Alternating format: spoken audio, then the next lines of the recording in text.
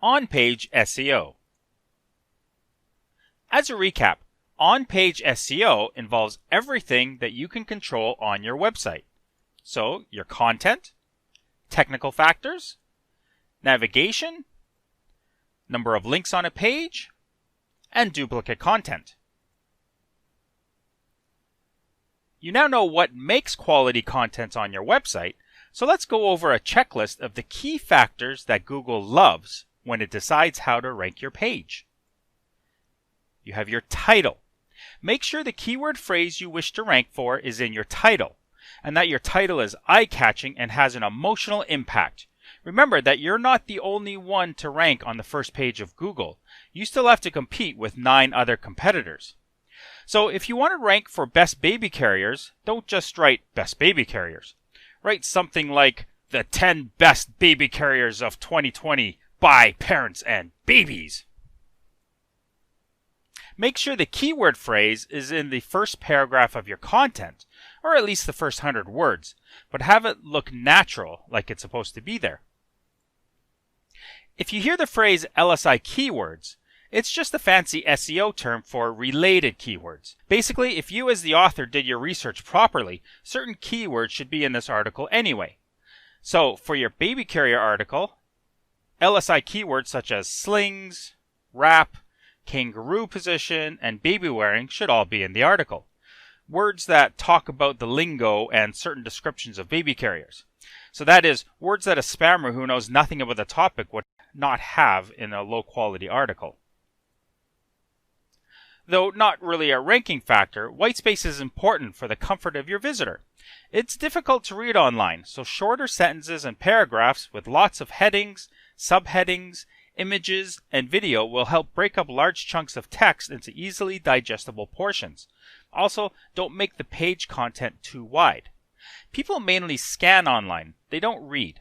So having a good balance of white space on a page will increase the chances that your visitor will stay and read, simply because the page looks easier to view. Finally, use proper HTML markup. H1 is the official HTML tag that tells Google that this is a title.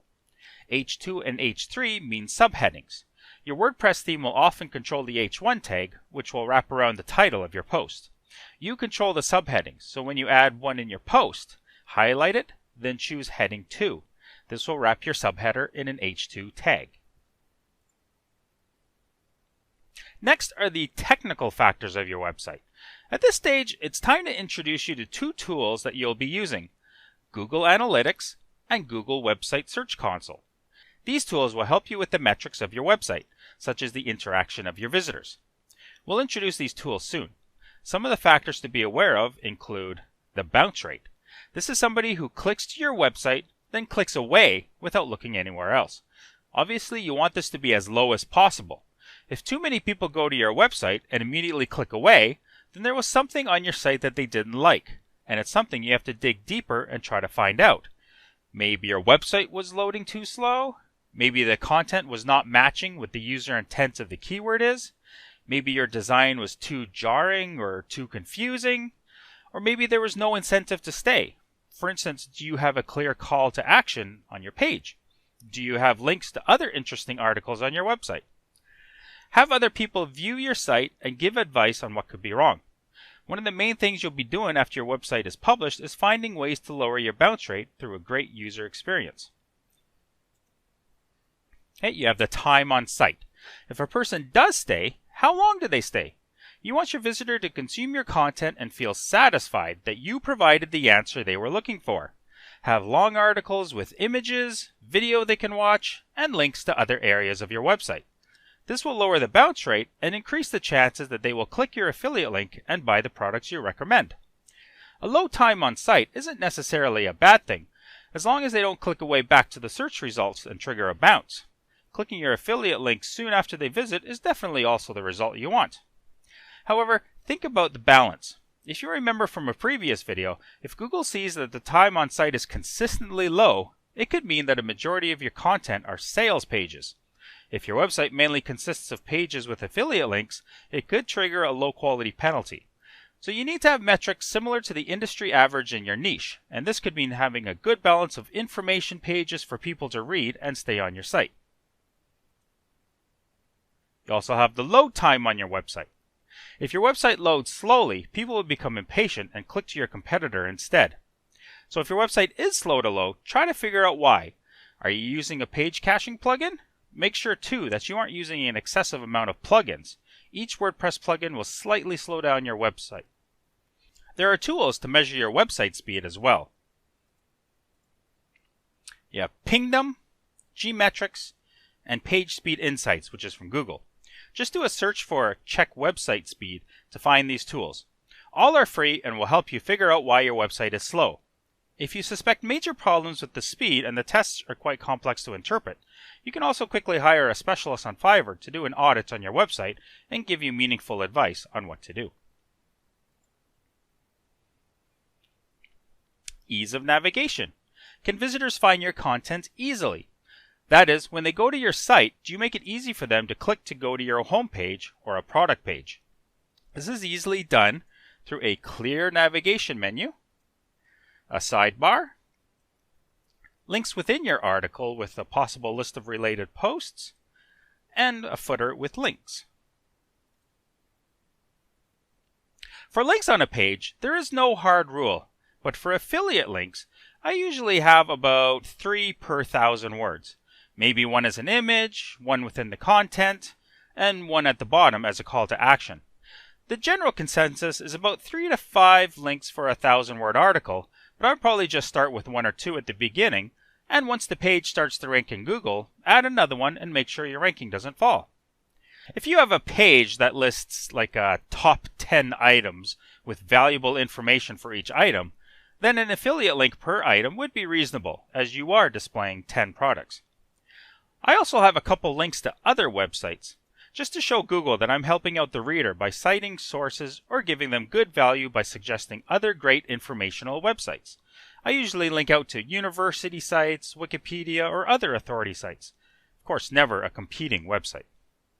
Finally, I have links to other relevant areas of my website.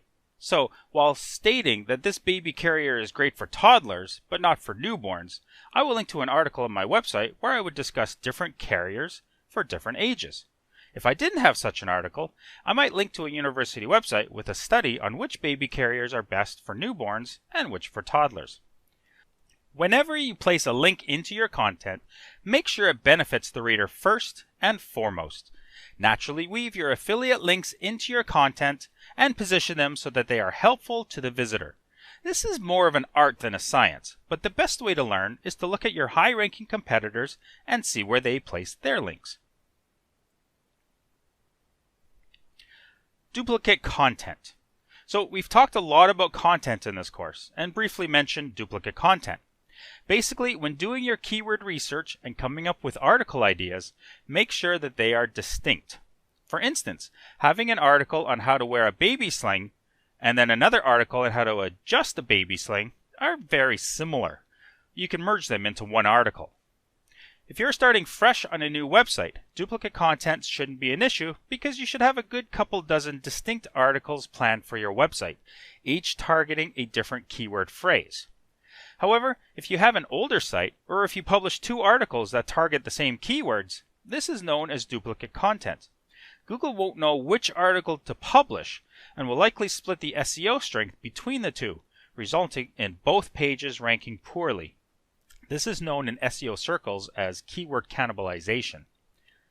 Zombie pages are basically older content with low quality or outdated information. Again, it's only a problem in an older site. If you ever acquire an older affiliate site from someone else, this will be one of the things you'll have to do while optimizing and bringing the website up to date. You need to check for low quality pages that only have a couple hundred words that could be dragging your entire website down. However, it's not just similar articles on your website that could be a problem. A technical issue is having your website starting with www and without the www. Google treats these as different websites. So the www is considered a subdomain, similar to shop.yourwebsite.com, if you wish to have a separate e-commerce website on your domain. So as a general rule, I always redirect my www domain to my non-www domain. An easy way to make sure that you're doing this is to type in your domain name with the www. It should automatically remove that in your domain name, and WordPress should have set this up properly during the install on your web host when you chose the URL to install your domain name under. If you do have this problem, ask your web host about it, and they can add a file to your WordPress directory to properly configure it.